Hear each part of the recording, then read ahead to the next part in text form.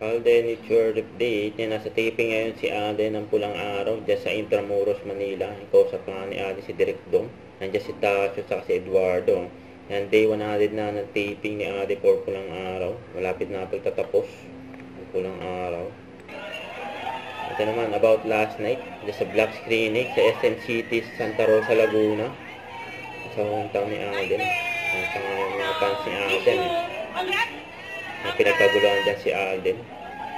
Kaya ganyan kabayad si Alden sa mga fans niya. Very accommodating. Na pinagkaguluhan si Alden dyan. Ito naman post ni Joros. Dinidiligan yung fountain. Lola wag yan. Si Jim. Si Take tayo for the movie. Oh, mag-iingat kayo, hindi pa naman kayo maingat. Rolling! Shout it out, mga ka-gym buddies!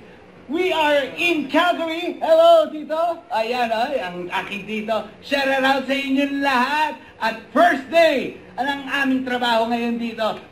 Ethan, hindi ko pala pwede sabihin na ina. Gusto nyo bang malaman ninyo? Si Joro susundan, mapapalitan nila Ethan and Rosa. Mother. Rolling. Not sure. Shout it out, mga gym buddies! Living now, living later! Meron sa akin ang interest yun. At dun sa mga, ano natin? Si Joros eh. Hello. At dun sa mga, ano natin?